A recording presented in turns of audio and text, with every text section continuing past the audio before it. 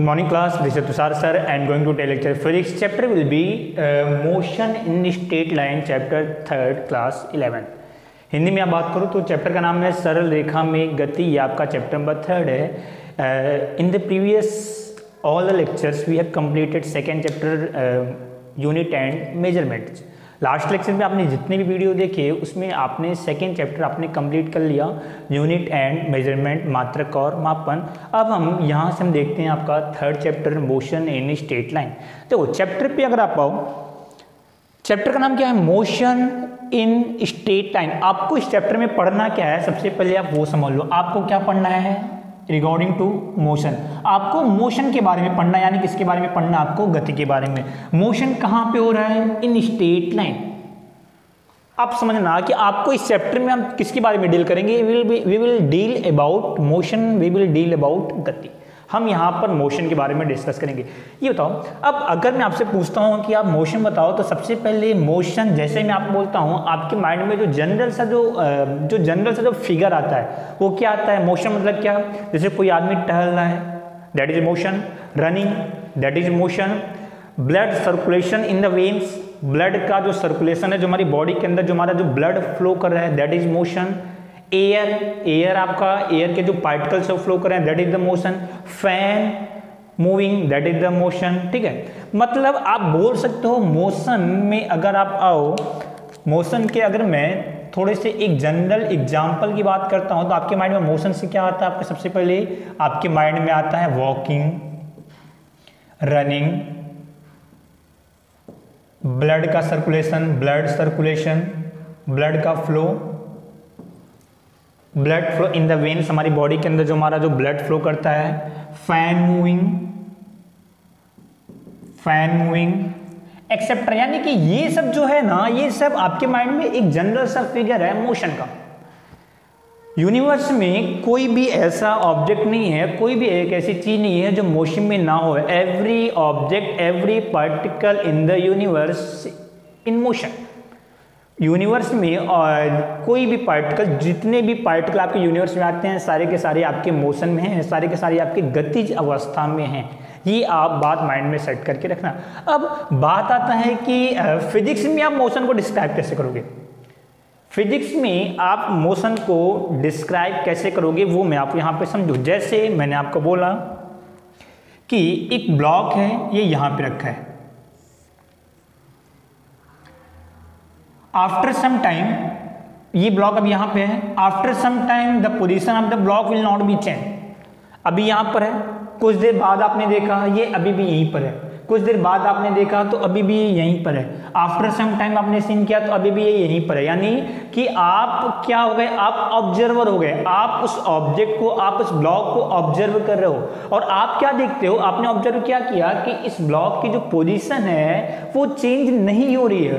पहले जहां पर ब्लॉक था अभी भी वहीं पे है, आफ्टर कुछ देर बाद भी वहीं पे है, कुछ देर बाद भी वो वहीं पर है. मतलब हमारा टाइम स्पेंड हो रहा है, टाइम के रिस्पेक्ट में उस ब्लॉक की पोजीशन चेंज नहीं हो रही है. तो आप क्या बोलोगे कि ये जो ब्लॉक है ये कौन सी कंडीशन में, ये ब्लॉक आपका रुका हुआ है, ये ब्लॉक आपका रेस्ट कंडीशन में. क्लियर. अब मैं आपको बोलता हूं ये पहला. सेकंड मैंने आपको बोला सेकंड कंडीशन में कि एक ब्लॉक आपके पास ये है, ये ब्लॉक स्टार्टिंग में पॉइंट ए पर था. आफ्टर सम टाइम आपने ऑब्जर्व किया ये ब्लॉक की पोजीशन ए से कहाँ पे हो गई, बी पर. पहले ब्लॉक कहाँ पर था, ए पर. आफ्टर सम टाइम तो ब्लॉक की पोजीशन कहाँ पर हो गई, बी पर. अब यहाँ से आपने ऑब्जर्वेशन क्या किया, पहले ब्लॉक की पोजीशन ये थी, कुछ देर बाद आपने देखा कि ब्लॉक की पोजीशन ये हो गई. इसका मतलब क्या हुआ कि टाइम के रिस्पेक्ट में ये ब्लॉक की पोजीशन चेंज हो रही है. टाइम के रिस्पेक्ट में, समय के संदर्भ में ब्लॉक की जो स्थिति है वो बदल रही है. अब अगर पोजीशन चेंज हो रही है तो आप क्या बोलोगे कि ये कौन सी कंडीशन में है, ये आपका मोशन में है, ये आपका गतिज अवस्था में है. अगर इसकी पोजीशन चेंज हो रही है तो 100% श्योर कि ये ब्लॉक आपका मूव कर रहा है. ठीक है, मीन्स 100% कन्फर्म है कि ये ब्लॉक आपका कहीं ना कहीं गति कर रहा होगा, ये मोशन में आपका है. ये कौन सी कंडीशन में है, that will be in rest condition, स्थिर अवस्था. ये कौन सी कंडीशन में है, ये आपका है गतिज अवस्था. ये रेस्ट कंडीशन और ये गतिज अवस्था। तो अभी आप मुझे ये बताओ, यहां पर मैंने आपको बताया, अब मैं आपसे पूछता हूं कि define rest condition. Rest condition को आप डिफाइन करो तो क्या बोलोगे? If the position of the block does not change with respect to time, it means the block should be in rest condition। यदि किसी ब्लॉक की स्थिति समय के संदर्भ में परिवर्तित नहीं होती है तो हम बोलेंगे कि वो वस्तु कौन सी अवस्था में है? स्थिर अवस्था में। If the position of the block change with respect to time, it means the block will be in moving condition. अगर किसी वस्तु की स्थिति समय के संदर्भ में बदल जाती है, इसका मतलब वो वस्तु गतिज अवस्था में है। क्लियर हो गया कि what is the rest condition and what is the moving condition. मैं यहां पर डिफिनेशन लिख देता हूं। रेस्ट कंडीशन की डिफिनेशन क्या लिखोगे? If the position of the object does not change with respect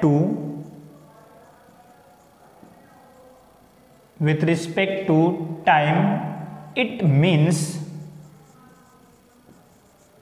block will be in rest condition। Clear है? Block will be in rest condition. इस मूविंग कंडीशन को क्या लिखोगे? अगर मैं आपको यहां पे डिफिनेशन डिफाइन करने के लिए बोल रहा हूं तो क्या लिखोगे? If the position of the block changed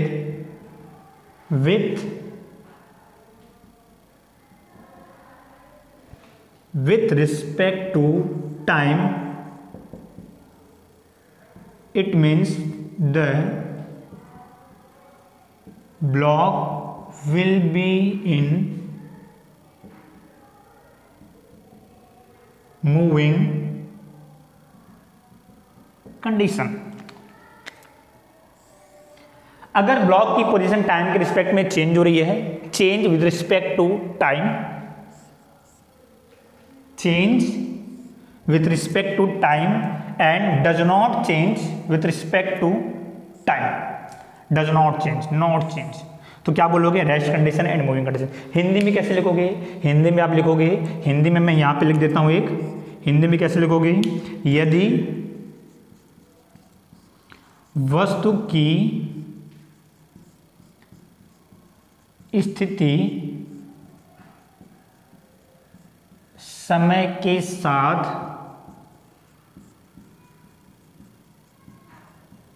परिवर्तित हो रही है तो वस्तु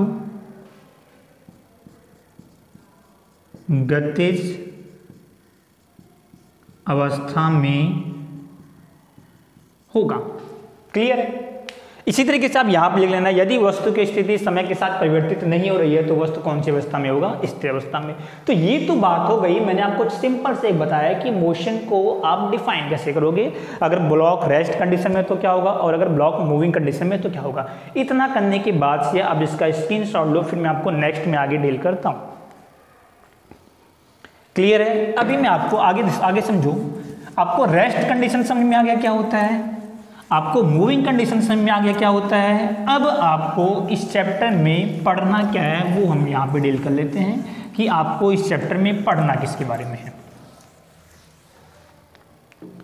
देखो मेरी बात समझो आप। देखो फिजिक्स में मोशन की स्टडी हम दो ब्रांच में करते हैं। फिजिक्स में हम जो मोशन की जो स्टडी करते हैं वो हमने दो ब्रांच मैंने कैटेगराइज किए। मोशन की स्टडी आप दो ब्रांच के अंदर करते हो। मोशन यानी गति की का जो अध्ययन है वो हम दो ब्रांच के अंदर करते हैं। एक ब्रांच होती है काइनेमेटिक्स, हिंदी में भी आप यही बोलोगे, ठीक है। एक ब्रांच होती है डायनामिक्स, हिंदी में भी आप यही बोलोगे, कोई टेंशन वाली बात नहीं। ये एक ब्रांच होती है काइनेमेटिक्स, एक ब्रांच होती है डायनेमिक्स। दोनों में फर्क क्या है वो आप समझो। यहां पे जैसे मैं आपको बोलता हूं कि एक ब्लॉक है, ये ब्लॉक है, the block will be moving with speed v। यहां पे समझो एक ब्लॉक है, ये ब्लॉक आपका v स्पीड से मूव कर रहा है, ये भी दोनों मोशन है, ये भी मोशन है, ये भी मोशन है। यहां पे ये ब्लॉक आपका v वेग से गति कर रहा है, यहां पर ये ब्लॉक भी आपका v वेग से गति कर रहा है, v वेलोसिटी से मूव कर रहा है। अब यहां पे क्या है, जब आप इस ब्लॉक की स्टडी करोगे तो यहां पर आपको ये ब्लॉक किसके कारण गति कर रहा है, किसके कारण मोशन में है, आप इसको कंसीडर नहीं करोगे। आप सिंपल क्या बोलोगे, the block will be moving with velocity v। Simple, that is sufficient, that is complete sentence. इसके बाद कुछ नहीं। यहां पर अगर ब्लॉक मूव कर रहा है तो ब्लॉक किसकी वजह से मूव कर रहा है, आप उसका रीजन बताओ। सिंपल सी बात है, ये बताओ न्यूटन का लॉ का क्या कहता है कि कोई भी ब्लॉक, कोई भी ऑब्जेक्ट किसके कारण मूव करता है। जब तक कि आप उसके ऊपर फोर्स ना अप्लाई करो, जब तक कि आप उसके ऊपर बल ना लगाओ, तब तक वो ऑब्जेक्ट अपनी पोजीशन चेंज नहीं करेगा। फर्स्ट लॉ, ठीक है। यानी कि कोई भी ऑब्जेक्ट जिस पोजीशन में है, जिस कंडीशन में है, वो उसी कंडीशन में रहेगा जब तक कि आप उसके ऊपर कोई एक्सटर्नल फोर्स अप्लाई नहीं करते हो। यानी कि अगर वो ऑब्जेक्ट आपका मूव कर रहा है तो 100% कंफर्म है कि इसके ऊपर आपने कोई ना कोई फोर्स अप्लाई किया होगा, तभी वो ऑब्जेक्ट आपका मूव कर रहा है। कहने का मतलब क्या हुआ कि अगर ये ऑब्जेक्ट आपका मूव कर रहा है तो 100% श्योर कि यहाँ पर कोई ना कोई फोर्स आपने लगाया होगा, कोई ना कोई आपने यहाँ पर बल लगाया होगा, बल लगाया होगा तभी आपका ऑब्जेक्ट मूव कर रहा है। क्लियर है। यानी यहां पर फोर्स आपका आ गया, यहां पर भी ऑब्जेक्ट आपका मूव कर रहा है तो यहां भी 100% यहां भी आपने फोर्स लगाया होगा। लेकिन अगर आप फोर्स की स्टडी करोगे, यानी अगर आप फोर्स को कंसीडर करते हो, तो उसकी स्टडी हम जिसके अंडर में करते हैं उसको हम बोलते हैं डायनेमिक्स। और अगर हम फोर्स की स्टडी नहीं करते हैं तो उसकी स्टडी हम जिसके अंदर करते हैं उसको हम बोलते हैं काइनेमेटिक्स। क्लियर है। मतलब क्या हुआ कि यहां पर ये एक ब्लॉक मूव कर रहा है, बट यहां पर ये किसके कारण मूव कर रहा है इसका रीजन हमें नहीं देखना है बस, यानी कि ये मूव कर रहा है। तो काइनेमेटिक्स एक ऐसी ब्रांच है जिसमें हम किसी भी ऑब्जेक्ट के मोशन की स्टडी करते हैं विदाउट कंसिडरिंग फोर्स। क्या लिखोगे, kinematics is a branch of physics in which we study about motion of the body। हम इसके मोशन की स्टडी करेंगे विदाउट कंसिडरिंग फोर्स, फोर्स को कंसीडर नहीं करेंगे। About motion of the body without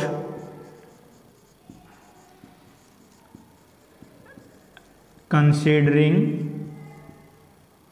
force. यहां पे क्या है, डायनेमिक्स एक ऐसी ब्रांच है जिसके अंदर हम किसी भी ऑब्जेक्ट के मोशन की स्टडी करते हैं बट हम फोर्स को कंसीडर करते हैं। ठीक है, तो यहां पे क्या लिखोगे, it is a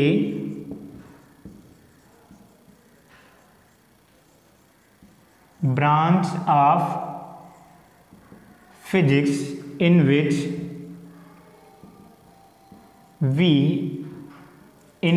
we study about motion of the body with considering force। ठीक है, ये एक ऐसी ब्रांच है जिसमें आप किसी भी ऑब्जेक्ट के मोशन की स्टडी करते हो, फोर्स को कंसीडर करते हो, और यहाँ पर फोर्स को कंसीडर नहीं करते हो। हिंदी में कैसे लिखोगे आप क्लियर सुन लो, हिंदी में क्या लिखोगे, डायनेमिक्स फिजिक्स की एक ऐसी शाखा है जिसमें हम किसी भी वस्तु के गति का अध्ययन करते हैं लेकिन हम बल को कंसीडर नहीं करते हैं, बल को नहीं लेते हैं। ठीक है, काइनेमेटिक्स क्या लिखोगे, काइनेमेटिक्स एक फिजिक्स की एक ऐसी शाखा है जिसमें हम किसी भी वस्तु का अध्ययन करते हैं और हम बल को नहीं लेते हैं और यहाँ पर बल को लेते हैं।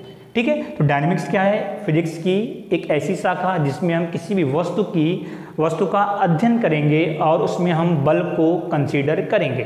ठीक है, इसके पहले मैंने आपको मिसप्रिंट बता दिया, गलत बता दिया था। यहाँ पर आप इसकी स्टडी करोगे, बल को कंसीडर करोगे, और यहाँ पर बल को कंसीडर नहीं करोगे। हिंदी में आप लिख लेना, ठीक है, कोई इशू वाली बात नहीं। यहाँ पर अभी इसका स्क्रीनशॉट लो, फिर मैं नेक्स्ट आगे मैं डील करता हूँ आपसे। क्लियर है?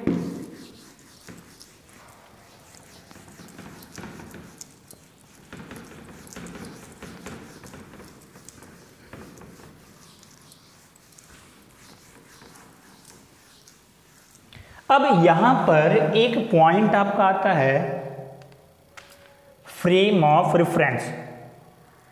यहां पर एक आपका पॉइंट आपका आता है फ्रेम ऑफ रेफरेंस। हिंदी में भी यही बोलोगे, ठीक है, हिंदी में भी आप इसको फ्रेम ऑफ रेफरेंस ही बोलते हो, ठीक है। देखो फ्रेम ऑफ रेफरेंस क्या होता है, तो मोशन में जब आप मोशन की स्टडी करोगे, जब आप गति का अध्ययन करोगे, तो उसमें एक ये पॉइंट बहुत मैटर करता है, आपका फ्रेम ऑफ रेफरेंस। ये होता क्या है वो आप समझो। जैसे यहां मैं आपको एक एग्जाम्पल बताता हूं। मान लो यहां पर एक ये ट्री, ठीक है, ये ट्री है, यहां पर आप खड़े हो, ये पहली कंडीशन। दूसरी कंडीशन क्या है, यहां पर एक ये वैन है, दूसरी कंडीशन में लेके चलता हूं, ये वैन है और इसके अंदर आप बैठे हो, ठीक है, और ये वैन जो है वो गति कर रहा है, ये v वेलोसिटी से गति कर रहा है, और यहां पर ये आप रुके हुए हो, रेस्ट कंडीशन में है, और ये ट्री है, ठीक है।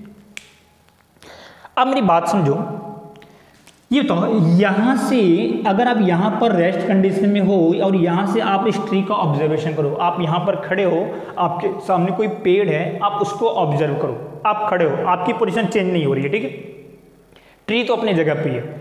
ये बताओ आपके रिस्पेक्ट में उस ट्री की पोजीशन, उस ट्री की कंडीशन क्या है, मूविंग या रेस्ट? आप खड़े हो, ये बताओ आपको क्या लगेगा कि वो जो ट्री है वो क्या है, वो तो रेस्ट कंडीशन में है। मतलब अगर मैं यहां पे खड़ा हूं तो हमारे रिस्पेक्ट में, मेरे रिस्पेक्ट में इसकी पोजीशन किस तरीके से है, रेस्ट कंडीशन है। अगर मैं यहां पर हूं, अगर मैं गाड़ी के अंदर बैठा हूं और ये गाड़ी हमारी, ये जो वैन है, ये हमारी मूविंग कंडीशन में, ये बताओ अगर ये मूविंग कंडीशन में है तो अभी अगर ये वैन हमारी यहां पर है, मेरी बात समझना, अगर ये वैन मेरा यहां पर है तो मेरे रिस्पेक्ट में इसकी पोजीशन ये है, मेरे रिस्पेक्ट में इस ये जो ट्री है वो आपका यहां पर है, मैं वैन थोड़ा सा आपका आगे आ गया तो मैं इस, ये तो आप यहां पर आ गए तो मेरी देखो पोजीशन चेंज, फिर आप यहां पर आ गए तो पोजीशन चेंज। ये बताओ जब वैन आपकी यहां पे आ जाएगी तो आपको ये जो ट्री पीछे दिखेगा, वैन अगर आपका यहां पर है तो ट्री आपको कहां पे दिख रहा है, आगे की तरफ। जब ये वैन आपका मूविंग कंडीशन में है तो आपको ट्री क्या दिखेगा, धीरे धीरे ट्री आपका पीछे होता हुआ दिखेगा। मतलब अगर यहां पर एक ट्री है, मैं यहां से ऐसे पास और यहां से अगर मैं गुजर रहा हूं तो पहले तो ट्री में आगे कंडीशन में आगे था, लेकिन जैसे जैसे आप आगे जाओगे वैसे वैसे ट्री क्या होता रहेगा, पीछे होता रहेगा। आप जब कभी भी ट्रैवलिंग करते हो, आप गाड़ी के अंदर जब आप गाड़ी के अंदर बैठे रहो तो आप क्या दिखते हो कि अगल बगल के जो भी पेड़ हैं, जो भी ट्री हैं, जो भी प्लांट्स हैं, जब आपकी गाड़ी आगे जाती है तो आपको प्लांट से पीछे जाते हुए दिखते हैं, ठीक है। तो कहने का मतलब क्या हुआ कि अगर मैं यहां पर हूं इस कंडीशन में तो मेरे रिस्पेक्ट में ये जो ट्री की पोजीशन है वो कांस्टेंट की बदल रही है, तो चेंज हो रही है ना। जैसे पहले आप या जब आप मूव करोगे, जब आप गाड़ी के अंदर रहोगे तो पहले ट्री यहाँ पे है, फिर यहाँ पर, फिर यहाँ पर, यानी कि जो ट्री की जो पोजीशन है वो लगातार चेंज हो रही है। मतलब अगर मैं यहाँ पर हूँ तो मेरे रिस्पेक्ट में जो ट्री की जो पोजीशन है वो चेंज हो रही है। मतलब आपको क्या दिखेगा कि ट्री कौन सी कंडीशन में है, गतिज अवस्था में, और यहाँ पर अगर आप यहाँ से देखो तो आपको क्या दिखेगा, ट्री कौन सी कंडीशन में है, स्थिर अवस्था। ओवरऑल करने का मतलब क्या हुआ, ये बताओ ये जो ट्री है क्या इसकी पोजीशन चेंज हो रही है क्या? नहीं, इसकी पोजीशन चेंज नहीं हो रही है। लेकिन अगर आप ऑब्जर्वेशन पॉइंट देखो, अगर मैं यहां पर अर्थ पर खड़े होकर अगर मैं उसको ऑब्जर्व करता हूं तो मुझे रेस्ट में दिखता है, और अगर मैं गाड़ी के अंदर बैठकर अगर मैं उसको ऑब्जर्व कर रहा हूं तो वही ट्री मुझे मूविंग कंडीशन में दिखता है। मतलब कि अगर आपका जो ऑब्जर्वेशन प्लेस है जहां से आप उसको ऑब्जर्व कर रहे हो, अगर उसको मैं चेंज कर देता हूं, अगर मैं उसको बदल लेता हूं तो आपका जो मोशन है या तो जो रेस्ट कंडीशन है वो आपका क्या हो जाएगा, चेंज हो जाएगा। ऑब्जर्वेशन प्लेस पहले क्या था, ये आप अर्थ पे खड़े हो तो यहाँ पर ऑब्जर्वेशन प्लेस क्या है, आप इसको बोल सकते हो अभी ऑब्जर्वेशन प्लेस कहाँ पर है, अर्थ। आप कहाँ से ऑब्जर्व करो, तो आप कहाँ से ऑब्जर्व कर रहे हो, अर्थ, ठीक है। यहाँ पर ऑब्जर्वेशन प्लेस क्या है, आप गाड़ी के अंदर बैठे हो तो यहाँ पर ऑब्जर्वेशन प्लेस क्या हो जाएगी आपकी, vehicle,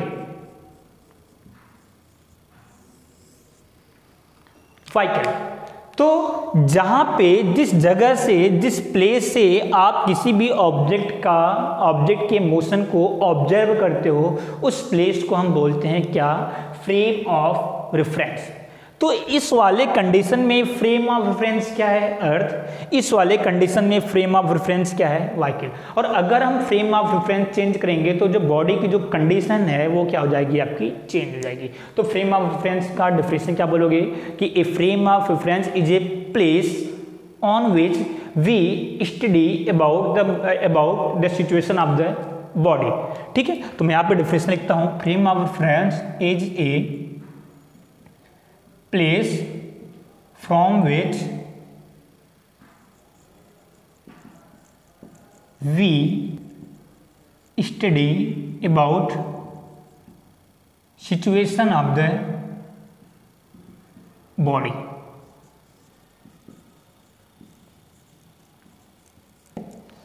frame of reference is a place from which we study about situation of the body. एक ऐसी प्लेस है जहां से आप किसी बॉडी की सिचुएशन का स्टडी करते हो, ठीक है। अगर हम फ्रेम ऑफ रेफरेंस को बदल दें तो इसकी सिचुएशन क्या हो जाएगी, बदल जाएगी। अगर यहाँ पर है तो सिचुएशन रेस्ट में है, अगर यहाँ पे है तो सिचुएशन मोशन में है। मीन्स लिख सकते हो if the frame of reference change, frame of reference change the situation of the object, situation of the object will also change। Clear है। अगर हम फ्रेम ऑफ रेफरेंस को बदल लेते हैं तो ऑब्जेक्ट की सिचुएशन भी क्या हो जाएगी, बदल जाएगी। हिंदी में क्या लिखोगे, हिंदी में क्या लिखोगे, फ्रेम ऑफ रेफरेंस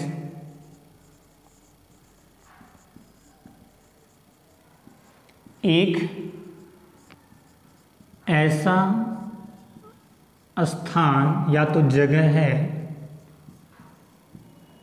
जहां से ऑब्जर्वर किसी वस्तु की स्थिति का अध्ययन करता है।